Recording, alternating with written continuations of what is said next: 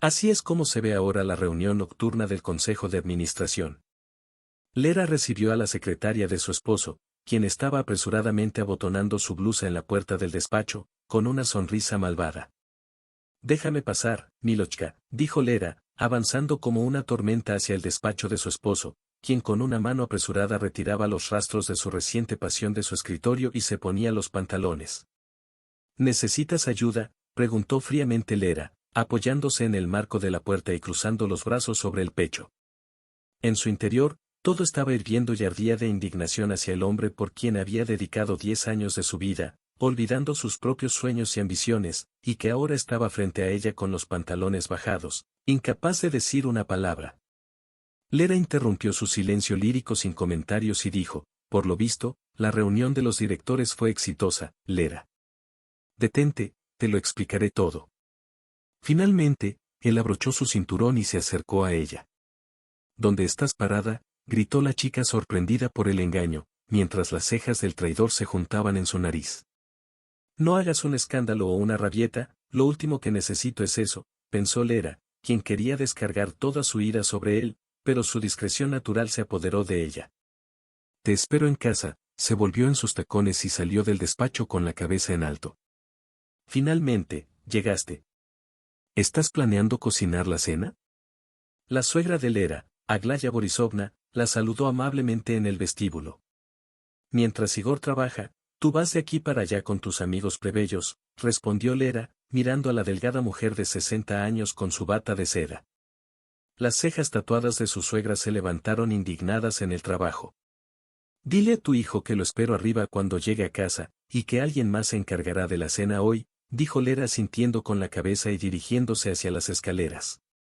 La suegra estaba atónita, mirando a su nuera alejarse, quien nunca antes se había permitido tales libertades. Han pasado 3 años desde que Aglaya se mudó a la casa de su hijo bajo el pretexto de una crisis hipertensiva, y nunca antes habían hablado de esa manera. ¿Qué mosca la había picado? Esa chica insignificante, hija de una maestra de alemán de la escuela, nunca le había gustado a Aglaya, y tan pronto como Igor tuvo la idea de casarse con ella, se enamoraron y luego se separaron, buscando pareja en su propio círculo. ¿Cómo iba a casar a su hijo con la hija de su amiga íntima? Las amigas de la heredera del negocio de joyería, en cambio, el hijo se casó con esta mendiga sin hogar y ni siquiera su diploma de diseñador la hizo más atractiva. Al encontrarse en su habitación, Lera se tumbó en la cama, cerró los ojos y las lágrimas inundaron su rostro. Hace 2 años que su madre falleció tan rápido que la joven no tuvo tiempo de estar con ella o despedirse. No le quedan parientes cercanos, solo Olga Sergeevna, quien la crió sola con su escaso salario de maestra mientras Lera estudiaba en la escuela y en el primer año de la universidad. Además de su trabajo principal, ella trabajaba como tutora y limpiaba pisos en el supermercado local. A veces, la hija no la veía durante todo el día. Llegaba a casa agotada, pero nunca se quejaba de la vida. No había hombres en su vida, aunque muchos pretendientes intentaron ocupar el vacío a su lado. Esta mujer era inteligente, hermosa y solitaria. Lera sabía que su padre era su único amor, cuya lealtad ella guardó toda su vida, a veces cayendo en la tristeza. Cuando estaba triste, la joven llamaba a su número de teléfono de casa y escuchaba tonos largos y tristes. Ahora tiene 30 años, sin hijos, sin trabajo y sin marido. Lera sabía que nunca podría perdonar su traición. En realidad, su matrimonio se estaba desmoronando desde hace mucho tiempo. Se casaron por amor mutuo justo después de la universidad. 3 meses después, el padre de Igor murió y su esposo heredó un negocio rentable en la construcción y diseño de paisajes. Entonces, le dejó en claro que debía dejar su trabajo, al que Lera se había unido en el 3er año, y ocuparse del hogar y no pensar en una carrera. En ese momento, parecía justo y ella se sumergió felizmente en los cuidados familiares con la esperanza de tener hijos pronto, pero nunca llegaron. Se realizaron todas las pruebas y procedimientos necesarios e incluso comenzaron a considerar opciones, pero todo cambió en un instante cuando Aglaya Borisovna apareció en su casa y Lera dejó de sentirse dueña de su propia vida. Aún hacía reparaciones, plantaba flores en el jardín y preparaba almuerzos y cenas locas, sirviendo la mesa como en un restaurante Michelin. Pero Lera ya no tenía esa sensación de seguridad y confianza. Se levantó de la cama y secó las lágrimas que caían como una cascada. Miró el reloj en la mesita de noche y las manecillas marcaban las 9 de la noche. Para distraerse y relajarse un poco, se dirigió a la ducha. Apenas se quitó la ropa y encendió el agua, se dio cuenta de que la puerta de entrada estaba abajo. Maldición, tengo que apurarme, pensó, y por precaución cerró con llave la puerta. Mientras estaba bajo el agua caliente, poco a poco comenzó a ordenar sus pensamientos y las lágrimas se detuvieron. Se secó con una toalla suave y se puso un albornoz. Salió del baño y la habitación seguía vacía. Se acercó al espejo y se vio reflejada en él como una morena de ojos oscuros con un lunar sobre el labio. Su cabello corto y rizado enmarcaba su rostro de forma pintoresca. Abrió el armario y sacó unos jeans y una camiseta, se vistió y salió de la habitación. No había nadie en el pasillo, ni en la sala de estar, ni en la cocina. Entonces, seguramente Aglaya se había ido a algún lugar para pasar la noche, pensó Vera con una sonrisa amarga. En la sala de estar, se acercó a una antigua cómoda donde estaba su orgullo, un magnífico servicio de porcelana fina de maíz en que había comprado durante su luna de miel en la ciudad alemana de Worms con Igor. Entonces, él se preguntaba por qué no podían comprar algo así de bonito en Rusia en lugar de arrastrarlo por media Europa. Pero la hermosa vajilla, especialmente la vintage, era la pasión de Lera ahora.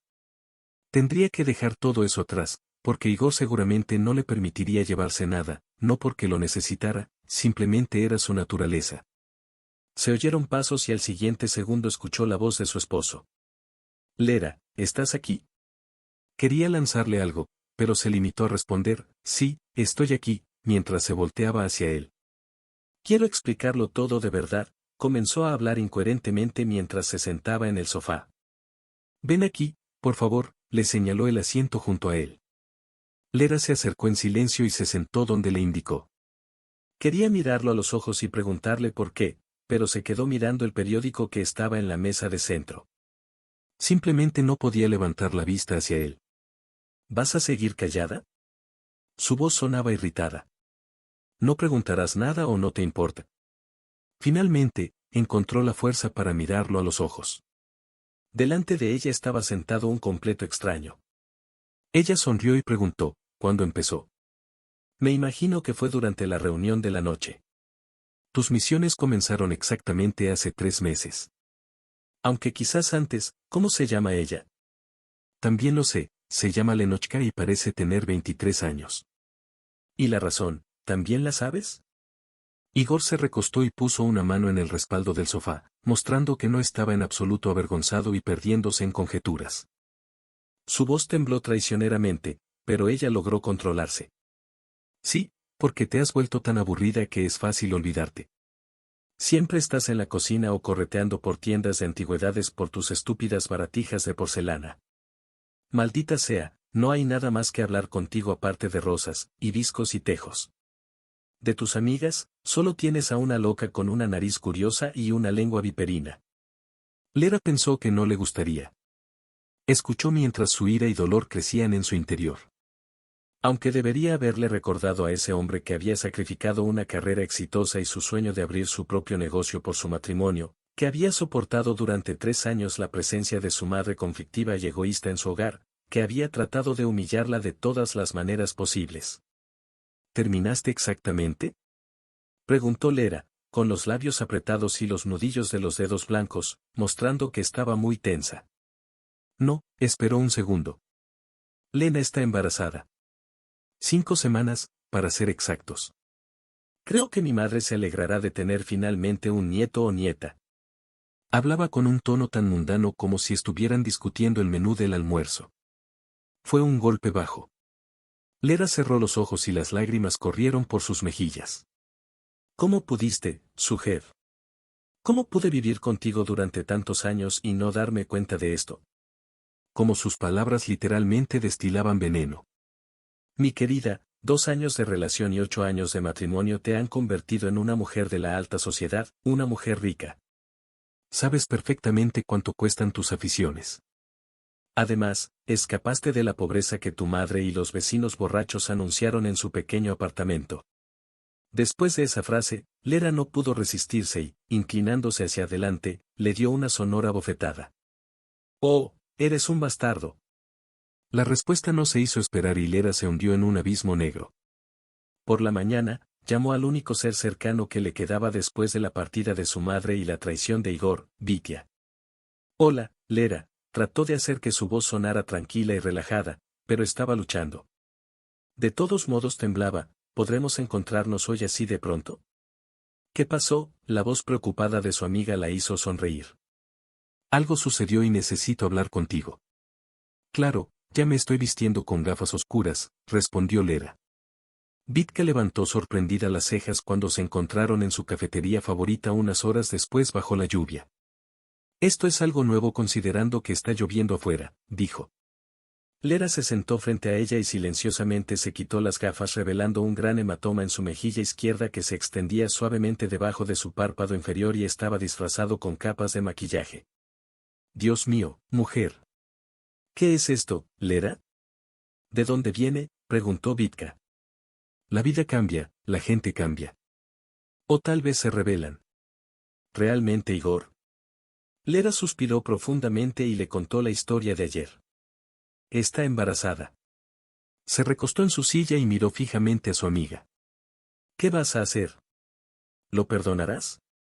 Si es así, te mataré yo misma, dijo Vitka. Lera apartó la mirada y miró a la calle donde la triste lluvia de octubre caía. ¿Cómo puedes vivir con alguien que te traicionó, que se atrevió a levantar la mano? Pero recuperarás tu parte de la propiedad de él, dijo Vitka, tomando un cubo de azúcar. De todo esto incluso yo estoy empezando a estresarme. No creo que pueda hacer algo. Ayer, cuando me desperté de su bofetada, sollozó. Mi hermoso esposo me dijo que me fuera de la casa tal como vine. Es decir, sin nada. Verdaderamente me permitió llevar mi ropa y algunas joyas que me dio el coche, pero la futura esposa y madre de su hijo se queda con todo lo demás. Eso es lo que dijo. Pero no te preocupes, trabajaremos en algo, lo más importante es irnos de este bastardo. Por cierto, ¿quieres mudarte conmigo?, le preguntó Vitka sonriendo. Lera le sonrió con una sonrisa húmeda. Gracias, querida, pero volveré al apartamento de mi madre. Pero nadie ha vivido allí en varios años, ¿te imaginas lo que hay allí ahora? Mi madre está allí, en todo, en los libros en el estante, en los marcos para fotos en el aire. Y ese es el único lugar en la tierra donde quiero estar ahora mismo. No se dio cuenta de cómo las lágrimas fluían de sus ojos. Vitka simplemente la sostuvo de la mano en silencio mientras ella lloraba por su dolor y sufrimiento. Finalmente, Lera se secó las lágrimas con decisión y débilmente. Ella sonrió. Ya es suficiente de lamentarse a sí misma, dijo mientras aplaudía sus manos a sus caderas. Vamos a pedir la cuenta, necesito ir a mi apartamento y poner las cosas en orden. Iré contigo, por supuesto. Pero tú tienes trabajo, dijo su amiga. Me tomaré libre ahora mismo y llamaré a mi jefe, dijo Lera sacando su último iPhone de su bolso con su pequeña mano regordeta. Gracias, susurró Lera en silencio mientras inventaba una historia sobre un dolor de garganta y una fiebre incipiente para su jefe. Pagaron la cuenta y se dirigieron a la salida. Apenas se cerró la puerta principal, la luz se apagó en el pasillo. Lera se sintió nerviosa, casi nunca venía aquí después de la muerte de su madre y ahora se sentía incómoda. Al entrar, su amiga notó el olor característico de un lugar vacío, lleno de tristeza y vacío. Lera encendió la luz de la cocina con un movimiento familiar y entró. Vita la siguió. Como siempre, todo estaba limpio y ordenado. El conjunto de cocina que su yerno le había regalado en su cumpleaños estaba prácticamente vacío, excepto por los cajones donde se guardaba el viejo servicio de mesa soviético y los cubiertos de plata. La puerta del refrigerador estaba entreabierta, como si alguien acabara de sacar la leche. Una silla estaba deslizada de debajo de la mesa. Lera sintió como si su madre entrara en cualquier momento y se sentara junto a ella alrededor de la mesa redonda. Prepararía té con menta y hablarían de las pequeñas cosas que compone la vida.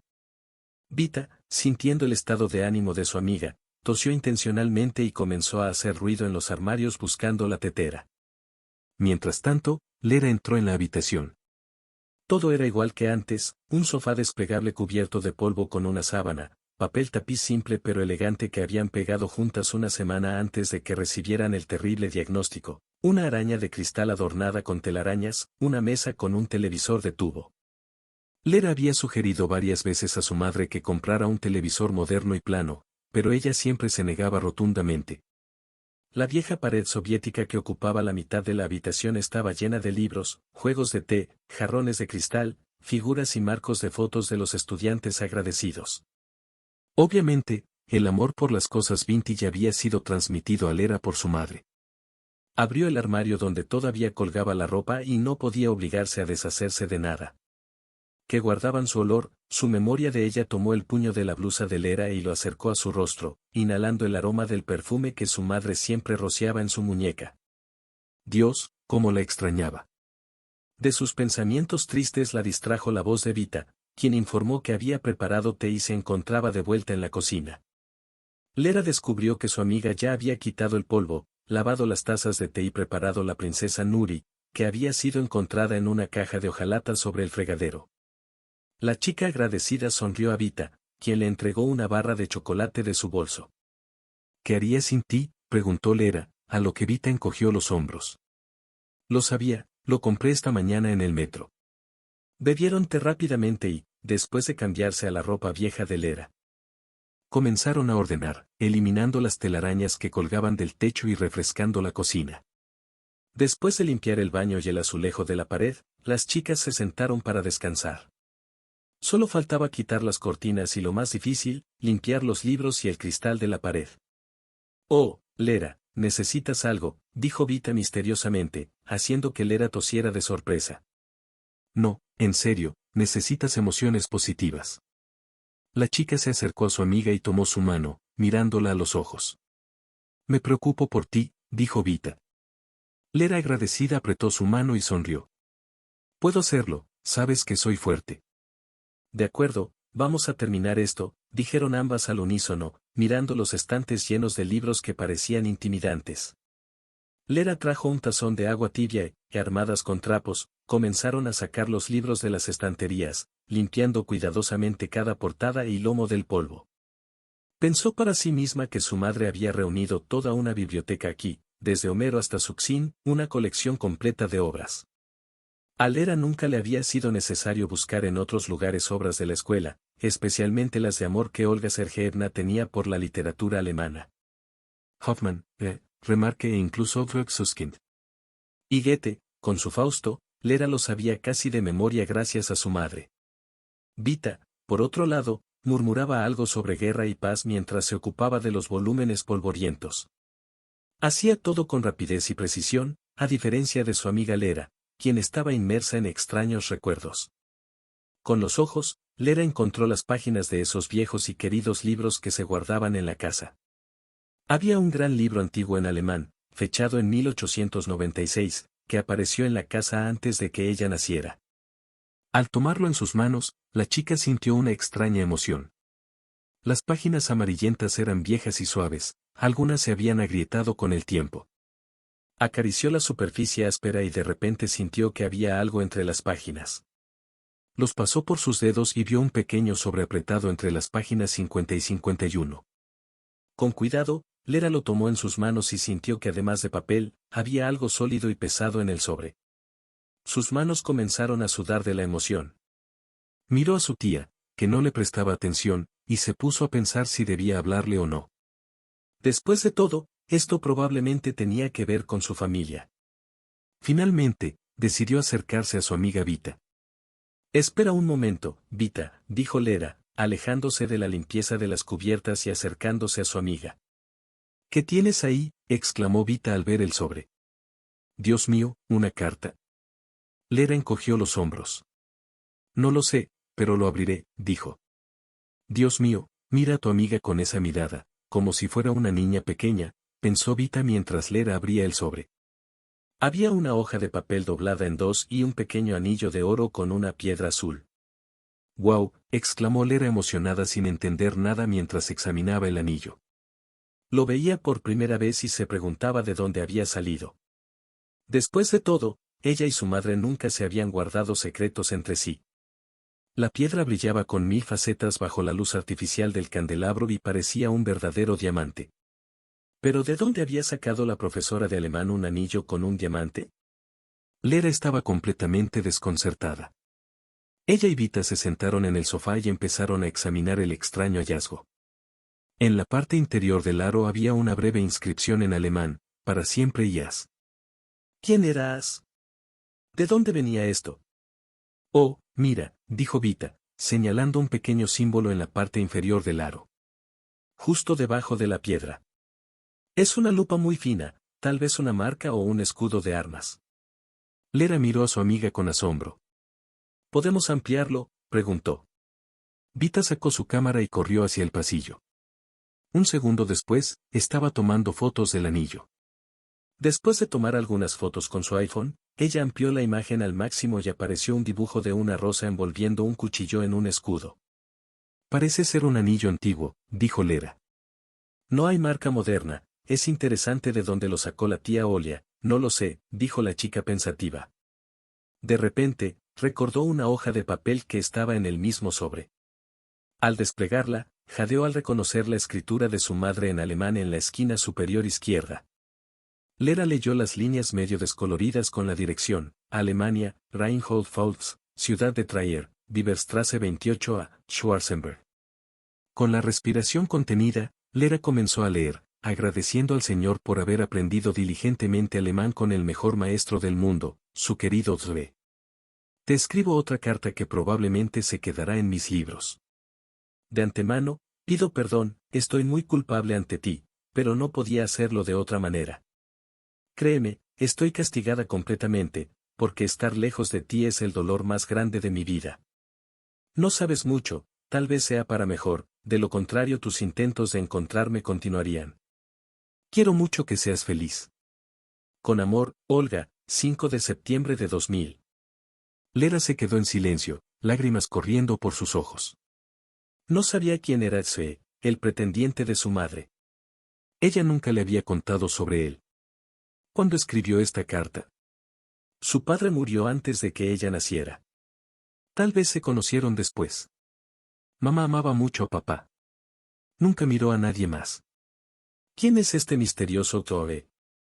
Vitka encogió los hombros, mientras Lera pensaba que en la carta decía que no era la primera ni la única que había escrito, que podía haber más en los libros. Vamos a buscar, dijo Lera. Pasaron 3 horas buscando en los libros. Afuera ya estaba oscuro y la lluvia se había convertido en un aguacero.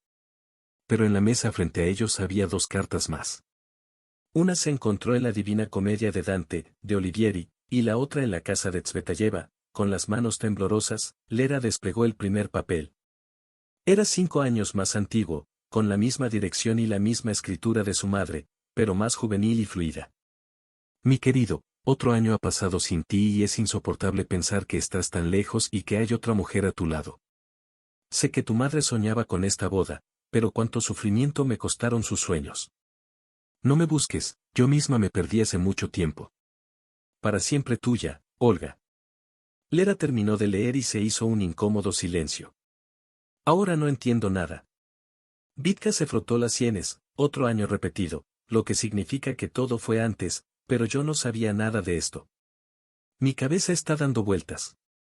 Lera abrió la última carta, la escritura era diferente, cansada y triste. El 20 de julio de 2018, una semana después, mi madre murió. La chica cerró los ojos, de repente tenía miedo de leer en ese pedazo de papel qué secreto se revelaría en este último mensaje. Mi querido Zoe, esta es mi última carta. Mis esperanzas de volver a ver tus ojos ya no se cumplirán. 28 largos años sin ti me han dejado sin fuerzas ni deseos de luchar.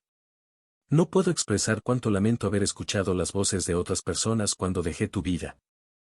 Tal vez nunca sepas que volví a casa con un regalo invaluable por el que he intentado ser feliz todos estos años, nuestra hija, fruto de ese increíble e interminable amor que siempre ha vivido en mi corazón. Sí, soy culpable ante ti por haberme escondido, huido y desaparecido.